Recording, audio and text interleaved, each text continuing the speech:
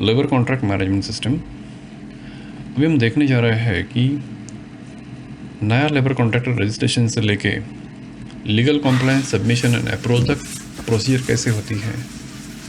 तो सबसे पहले हम जाएंगे नया लेबर कॉन्ट्रैक्टर रजिस्ट्रेशन मतलब वेंडर कोड जनरेशन। तो सबसे पहले हम ओपन करेंगे कॉन्ट्रैक्टर मास्टर। भाई यहाँ से हम पहला नया कॉन्ट्रैक्टर, न्यू कॉन्ट्रैक्टर, उसका वेंडर कोड, ये वेंडर कोड जो है जनरेशन हम ऑटोमेटिक भी कर सकते हैं। उसके बाद जो भी एजेंसी है उसका नाम, उसका ऑफिस का एड्रेस, कॉन्टैक्ट पर्सन कौन है, उसका कॉन्टैक्ट, पूरा उसका contact information, mobile number, phone number, email ID, ये सेव किया, कंटिन्यू किया। उसके बाद जो भी ईएसआई कोड नंबर है, मतलब उसका टोटल स्टैट्यूटरी जो है वो इन्फॉर्मेशन आएगा, मतलब ESI code number, provident fund code number, profession tax code number, LWF number, GST number, PAN code, ये पूरा जो है स्टैट्यूटरी इन्फॉर्मेशन जो है उस कॉन्ट्रैक्टर का उसके बाद रजिस्टर किया जाएगा।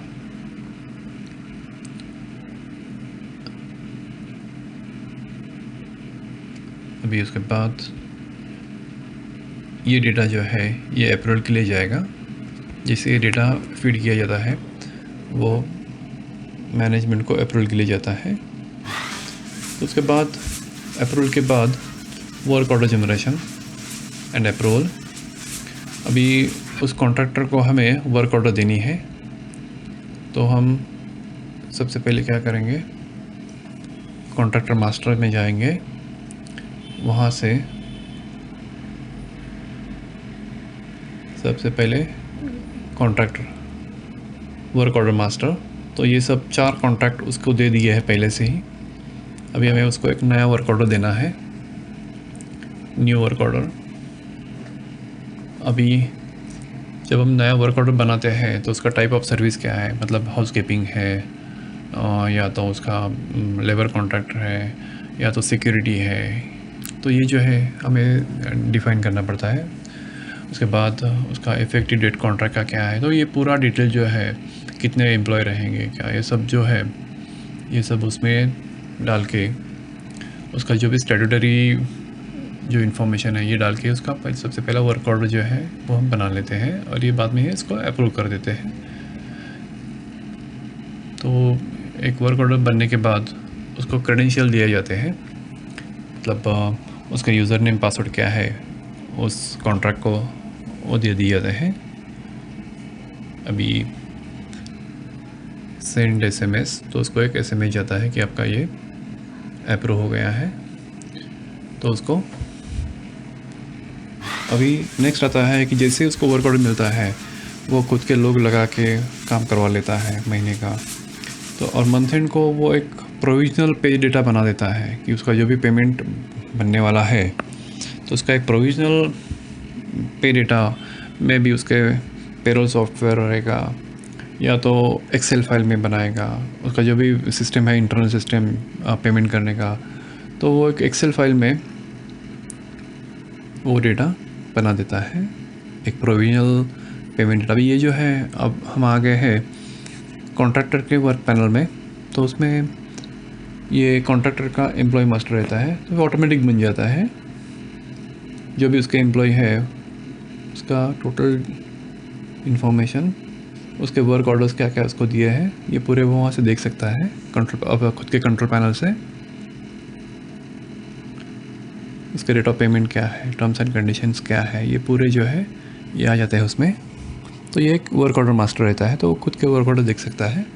अभी समझो उस कॉन्ट्रैक्टर ने एक पेशीट बनाया है, समझो एक्सेल में उसने खुद का एक पेशीट बनाया है। तो पेशीट जो है वो सबसे पहले एचआर डिपार्टमेंट को सबमिशन अप्रूवल के लिए भेज देता है।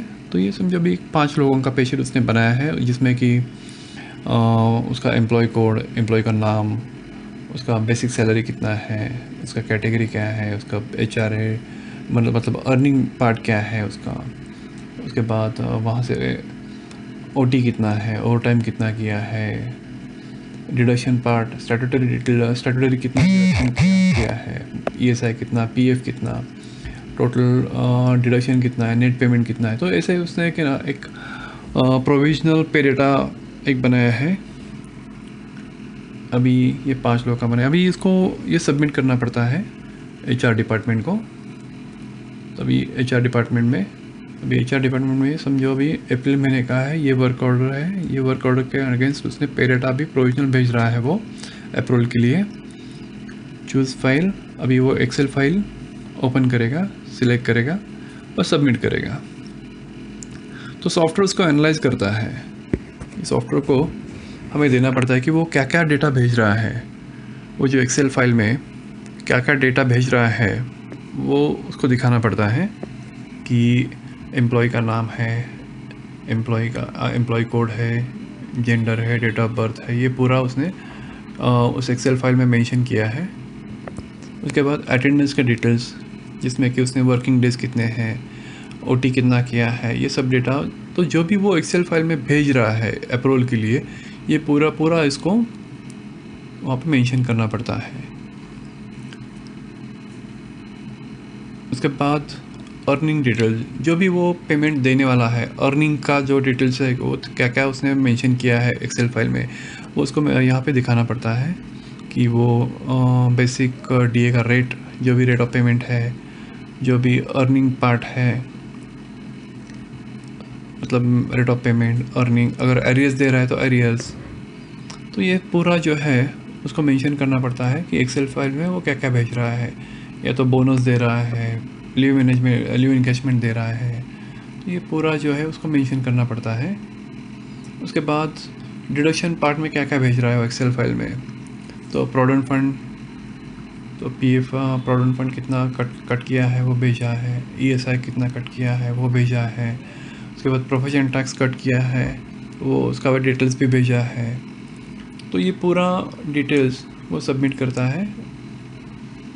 अभी यहाँ पे कनेक्ट को क्लिक किया, तो कनेक्ट को क्लिक करने के बाद सॉफ्टवेयर एनालाइज करता है और इसके हिसाब से वो एक डेटाबेस बना देता है कि उस डेटाबेस में सॉफ्टवेयर ने जो भी अंडरस्टैंड किया है कि जो उसने वहाँ पे एक्सेल फाइल में दिया है, ये पूरा सॉफ्टवेयर समझ लेता है। ग्रॉस सैलरी कितना बन गया है, provident fund, ESI, total deduction, net payment, पूरा जो है सॉफ्टवेयर इसको एनालाइज करके ले लेता है। और सिर्फ उसको वो टैली करना पड़ता है कि उसका टोटल ग्रॉस, टोटल डिडक्शन और नेट पेमेंट वो एक्सेल फाइल के साथ टैली होना चाहिए। तो एक बार वो टैली हो जाता है तो वो सेव करेगा। मतलब अभी ये जो डेटा है, ये डेटा अभी HR डिपार्टमेंट को अप्रूवल के लिए जाता है। अभी ये सब डेटा जो है अप्रूवल के लिए जा रहा है। अभी कुछ कैलकुलेशन सॉफ्टवेयर भी कर लेता है कि प्रोविडेंट फंड कितना होना चाहिए, एक्चुअली कितना किया है और कितना होना चाहिए, ये डिटेल जो है ये सॉफ्टवेयर में कैलकुलेट किया।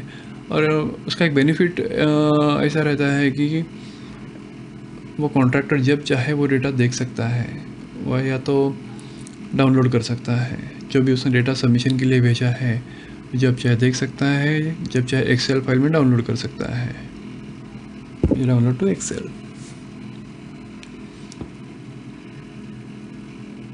ये आ गया एक्सेल फाइल में।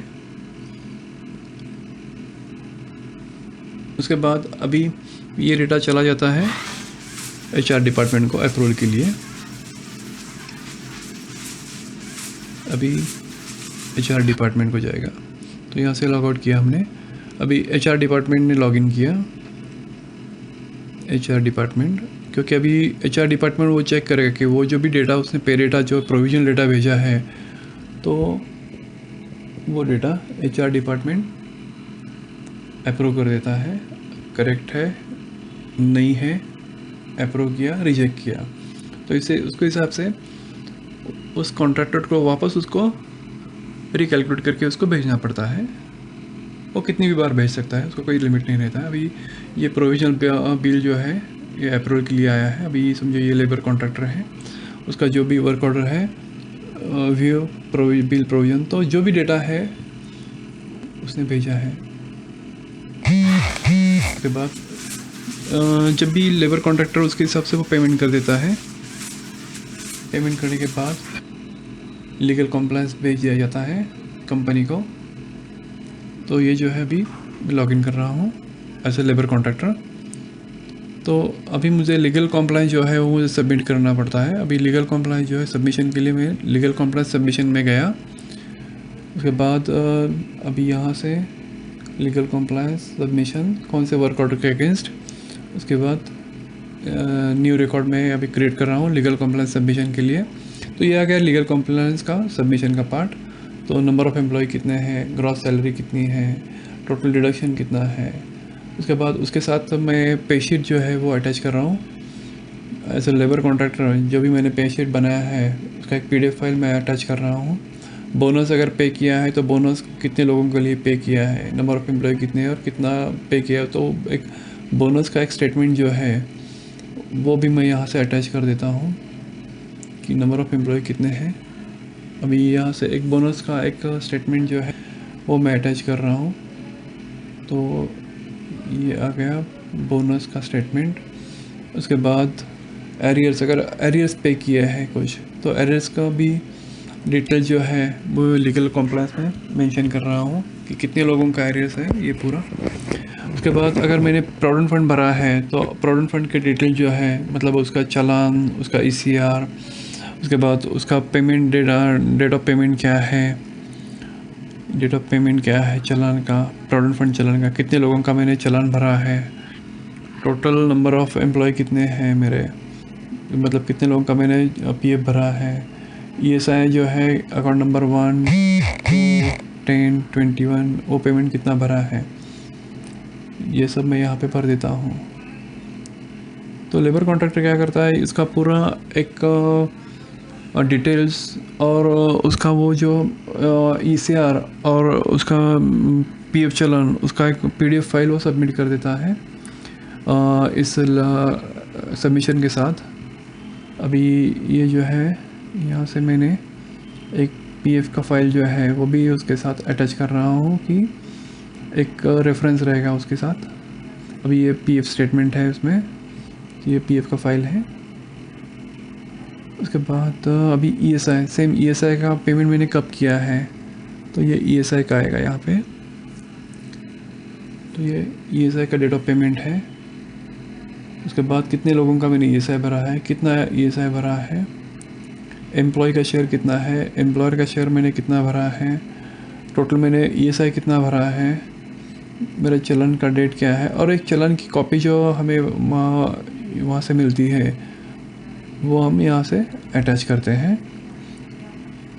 तो यहाँ से आएगा, अभी चलन की कॉपी जो है वो हम यहाँ से सबमिट कर देते हैं, मतलब कितना भरा है वो, और PDF की फाइल वो अटैच कर देते हैं। वैसे ही प्रोफेशन टैक्स जो है प्रोफेशन टैक्स का डिटेल्स, उसका प्रोफेशन टैक्स जो भी भरा है उसका चलन की कॉपी, उसका मतलब उसका PDF फाइल, ये सब हम उसको भर के अटैच करके सबमिट कर देते हैं। तो ये रहेगा, ये हमारा पूरा लीगल कॉम्प्लायंस सबमिशन रहेगा उसमें।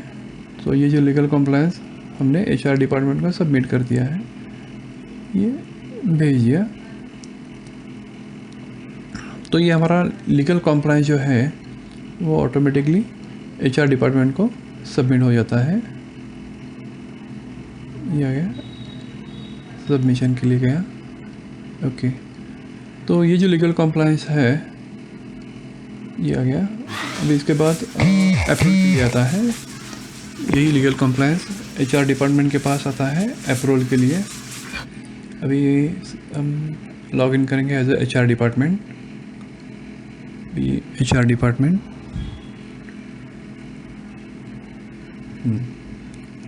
अभी हम जाएंगे लीगल कॉम्प्लायंस अप्रूवल के लिए। तो यहाँ से हमारा लीगल कॉम्प्लायंस अप्रूवल का सेक्शन है। तो कौन से महीने का लीगल कॉम्प्लायंस है, तो हम मंथ सिलेक्ट करेंगे। सबसे पहला अप्रैल महीना सिलेक्ट किया तो सबसे पहले हमें आता है कि कौन से कॉन्ट्रैक्टर है हमारे, तो सब कॉन्ट्रैक्टर का नाम आ जाएगा। अभी जो कॉन्ट्रैक्टर का मुझे लीगल कॉम्प्लायंस चेक करना है उसको मैंने सिलेक्ट किया, तो उसके जो भी वर्क ऑर्डर्स है उसका लिस्ट आ जाएगा। अभी ये वर्क ऑर्डर्स का हमें लीगल कॉम्प्लायंस मिला है तो व्यू लीगल कंप्लायंस, तो यहाँ से मेरा लीगल कंप्लायंस चेकिंग आ गया। तो जो भी लेबर कॉन्ट्रैक्टर ने सबमिशन किया है वो पूरा मैं यहाँ से चेक कर सकता हूँ, या चाहिए तो मैं इसका जो भी PDF फाइल है वो PDF फाइल मैं यहाँ से व्यू कर सकता हूँ एज ए HR डिपार्टमेंट। अभी ये जो है ये पेशीट का एक PDF फाइल भी उसने रेफरेंस के लिए भेजा है, कि मतलब डिटेल भी भेजे है और उसका PDF फाइल भी भेजा है, तो मैं यहाँ से चेक कर सकता हूँ HR डिपार्टमेंट। वैसे ही बोनस का जो स्टेटमेंट है कि बोनस कितना पे किया है, और बोनस का PDF फाइल जो है वो मैं चेक कर सकता हूँ। उसके बाद बोनस रजिस्टर, ये आ गया बोनस रजिस्टर। उसके बाद अभी नेक्स्ट आता है एरियस, अगर एरियस पे किया है उसका डिटेल्स यहाँ पे आ जाएगा, और उसका डिटेल जो है वो अपने पेशीट में उसका रेफरेंस रहता है। उसके बाद PF का जो है PF उसने कितना भरा है उसका स्टेटमेंट वगैरह जो है मैं यहाँ से उसका PDF फाइल जो है वो व्यू कर सकता हूँ। जो भी PF के पेड डिटेल्स है, पेबल डिटेल्स है, और उसका जो भी चालान या ECR फाइल जो है मैं यहाँ से व्यू कर सकता हूँ। तो ये सब डेटा जो है वो सॉफ्टवेयर में प्रिजर्व रहता है, ये सब डेटा जो है वो प्रिजर्व रहता है। तो हम जब चाहे उसका कौन से महीने का भी कंप्लायंस जो है हम देख सकते हैं। ये आ गया। अभी उसके बाद वैसे ही ESI का चालान, ESI का स्टेटमेंट, प्रोफेशन टेस्ट का पूरा डेटा जो है वो हम यहाँ से देख सकते हैं। अभी क्या होता है, लेबर कॉन्ट्रैक्टर क्या करते हैं, ईमेल करके भेज देते हैं, लेकिन ईमेल सर्च करने में कभी कभी डेटा गुम हो जाता है, तो हमें कभी कभी नहीं मिलता है, डिलीट हो जाता है हमसे, तो वो प्रॉब्लम जो है वो यहाँ पे नहीं रहता है। तो यहाँ से मैंने अप्रूव कर दिया। तो ये जो लीगल कंप्लायंस अप्रूवल होने के बाद नेक्स्ट आता है लीगल कंप्लायंस रिपोर्ट जनरेशन। तो जो भी हमारे लीगल कंप्लायंस के रिपोर्ट्स हैं वो यहाँ से बन जाता है।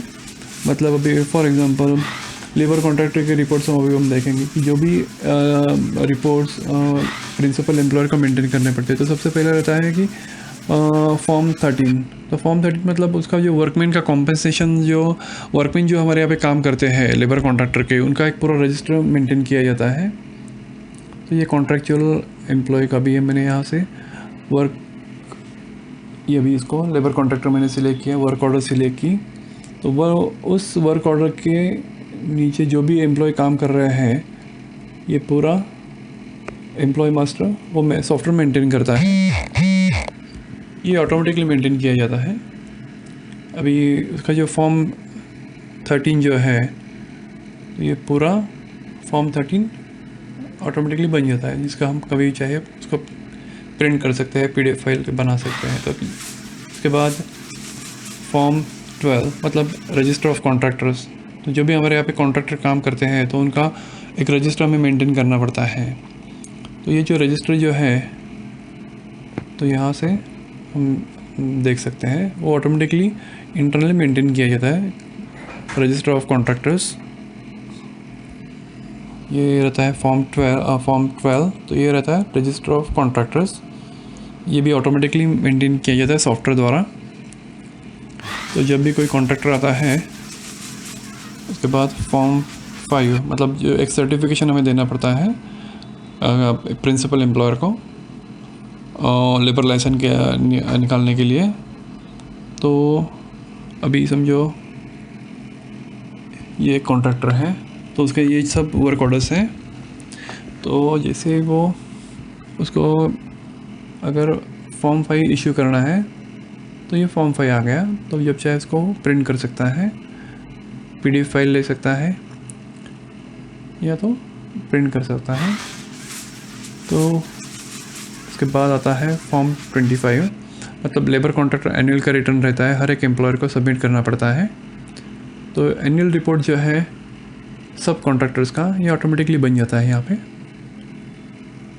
तो ये जो है labour contractor annual report, annual return. अभी समझो ईयर सिलेक्ट किया, प्रिपेयर रिटर्न, तो ये बन जाता है रिटर्न। आपका जो फॉर्म 25 एनुअल रिटर्न जो हमें गवर्नमेंट को सबमिट करना पड़ता है। उसके साथ एक एनेक्चर भी हमें सबमिट करना पड़ता है। जो भी कॉन्ट्रैक्टर हमारे यहाँ पे काम करते हैं उनका पूरा कितने नंबर ऑफ़ एम्प्लॉय है, ये सब जो डिटेल्स है ये उसमें मेंटेन किया जाता है। लेबर कॉन्ट्रैक्टर पेमेंट, अगर हमें सब समरी देखनी है कि हमारे जो भी हमारे लेबर कॉन्ट्रैक्टर है मुझे पूरा उनका डिटेल चाहिए, तो यहाँ से ये आ गया एनुअल समरी कि हमने टोटल जो हमारे लेबर कॉन्ट्रैक्टर्स है सब कंपनी के, उनको टोटल हमने आज तक कितना पेमेंट किया है एनुअल, उसका ये टोटल समरी रहता है। मतलब मैंडेज कितना है, वीकली ऑफ कितना है, ओटी कितना दिया है, ग्रॉस सैलरी कितना है, डिडक्शन कितना है, नेट पेमेंट कितना किया है, बोनस कितना दिया है, इनकैशमेंट कितना किया है। उसके बाद हमें मंथ वाइज देखना है तो हम मंथ वाइज भी देख सकते हैं कॉन्ट्रैक्चुअल एम्प्लॉयज़ का पेमेंट का समरी। तो हर एक महीने का यहाँ पे आपको समरी मिलेगा। ये आ गया व्यू स्टेटस। अभी समझो मुझे किसी एक कंपनी का एक महीने का देखना है तो मैं एक महीने का भी सिलेक्ट कर सकता हूँ। एक महीने का सिलेक्ट करके एक महीने में मैंने जो भी कॉन्ट्रैक्टर को पेमेंट दिए तो सब कॉन्ट्रैक्टर की आपको लिस्ट मिलेगी कि अप्रैल महीने में मैंने कौन कौन से कॉन्ट्रैक्टर को कितना पेमेंट किया है, उनके वर्किंग डेज कितने हैं, ग्रॉस सैलरी कितनी पे की थी, उसके बाद टोटल डिडक्शन कितना पे किया था, नेट पेमेंट कितना पे किया था। और उस कॉन्ट्रैक्टर के मैं डिटेल और देख सकता हूँ कि उस कॉन्ट्रैक्टर जो भी लोग हैं उनको मैंने क्या क्या पेमेंट किया था, ये पूरा डिटेल जो है ये मैं देख सकता हूँ।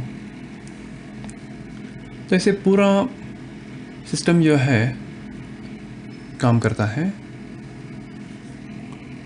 It is a centralized database. You can say it is a centralized database between principal employer and labor contractors.